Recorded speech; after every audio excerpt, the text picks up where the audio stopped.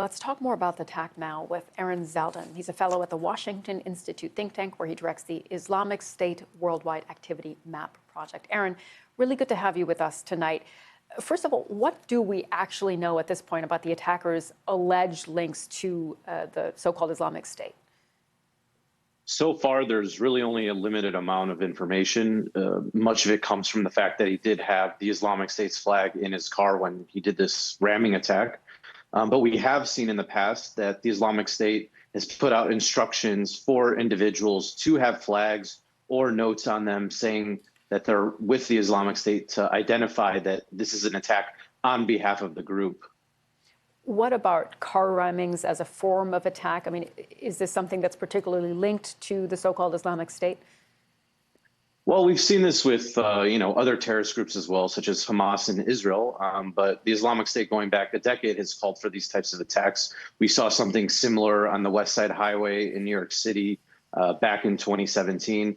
And it's obviously not that difficult to try and plan an attack with that, because all you need is a car. You don't need to necessarily get a weapon or build a bomb or something along those lines. So as long as you have a car, then you can, run over people, unfortunately. Aaron, you've been writing today about the type of IS-related arrests and attack plots in the U.S. over the last year, so in 2024. What more can you tell us about what you found, what these arrests tell us? We saw that there are more arrests in the U.S. related to the Islamic State this past year in 2024 than there were in 2023, 15 to 9, for example.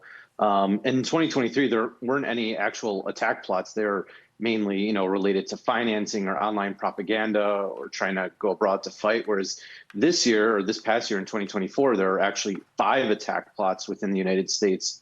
One targeting churches in Idaho, another targeting LGBTQ establishments in Philadelphia, Jewish synagogues in New York, election day voting locations in Oklahoma City, and then a pride parade in Phoenix. So there were signs that, there's been an increase of tempo related to this. And unfortunately, now we've seen a successful attack. Do we know why there has been this uptick, what that tells us about IS? We've seen that its global network has put more resources into external operations in a way that we really hadn't seen since they lost territory in Syria in 2019 in the last year or so. At the beginning of last year, we saw some large-scale attacks in Iran and in Russia, as well as a smaller stabbing attack at the end of the summer in Germany. And a lot of them have been related to the Islamic State's Khorasan province in Afghanistan. However, some of their other so-called provinces, have been involved in these types of plots as well. The question is now that, there's the fall of this government in Syria more recently, whether the Islamic State will further try and take advantage of this new environment.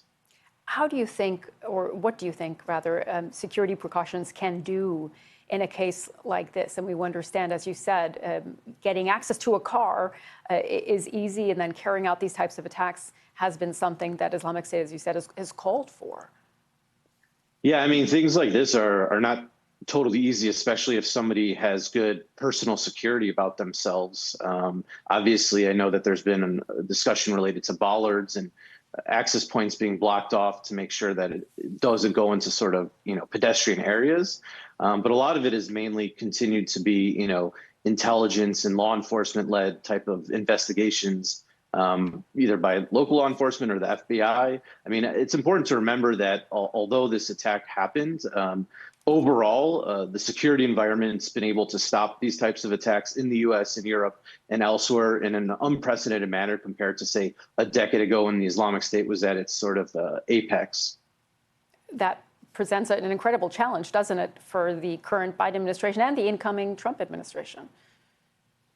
Yeah, I mean, I think the key is to remember that although the Islamic State may be not in the top news story anymore, like it was, 5-10 years ago, the group still remains active. It still is interested in conducting attacks abroad. And unfortunately, this is a sign that at the very least, there's somebody in the United States that's a supporter of the group trying to do something on their behalf, or in the worst case scenario, there are actual connections between this individual and the Islamic State, most likely through encrypted applications, as we've seen with some of the successful attacks in the past year abroad. Okay, Aaron Zeldin, a fellow at the Washington Institute think tank. Thank you so much again for joining us tonight on BBC News and sharing your analysis with us. Thanks for having me.